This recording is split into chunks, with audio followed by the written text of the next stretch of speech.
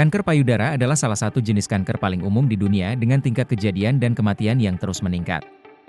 Pada tahun 2022, terdapat sekitar 2,3 juta kasus baru kanker payudara yang terdiagnosis secara global, disertai dengan lebih dari 670.000 kematian. Meskipun insiden kanker payudara dapat terjadi di setiap negara, prognosisnya lebih baik di negara maju karena diagnosis dini, terapi akurat, dan cakupan pembiayaan kesehatan yang memadai.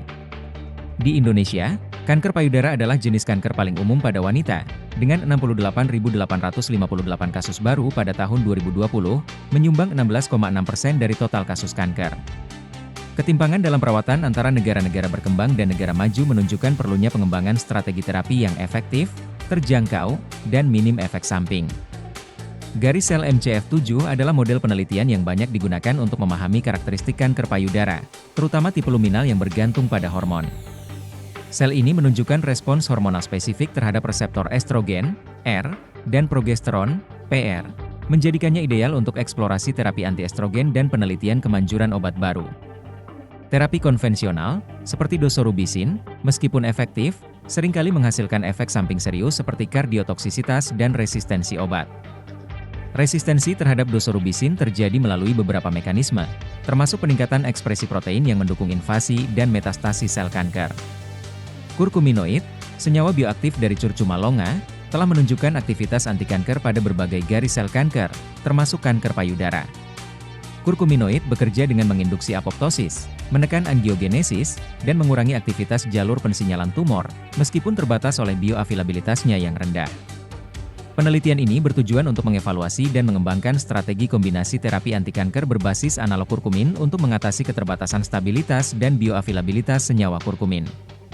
Penelitian mempelajari efek sinergis dua analog kurkumin, yaitu AC01 dan AC02, dengan agen kemoterapi yang umum digunakan seperti doxorubicin, dalam menghambat pertumbuhan sel kanker payudara. Penelitian ini melibatkan pendekatan in vitro menggunakan sel kanker payudara T47D dan MCF7, serta uji in vivo menggunakan hewan uji yang diinduksi karsinogen benzoalfapirin. Hasil awal menunjukkan bahwa kombinasi AC01 dan doxorubicin memiliki efek sinergis pada sel kanker payudara MCF7 pada konsentrasi tertentu, dengan nilai IC50 masing-masing sekitar 8,001 mikromolar dan 7,732 mikromolar. Efek sinergis diamati pada konsentrasi rendah AC01 dengan doxorubicin dosis tinggi, 10-20 mikromolar. Sebaliknya, antagonisme terlihat pada konsentrasi tinggi AC01 dengan dosis rendah doxorubicin.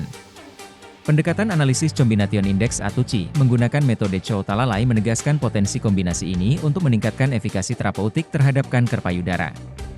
Luaran penelitian tahun 2023 mencakup publikasi internasional yang telah diterbitkan, salah satunya artikel di International Journal of Applied Pharmaceutics, Q2, mengenai kajian molekular interaksi kombinasi AC01 dan AC02 sebagai inhibitor protein B-sel lymphoma 2, BCL2.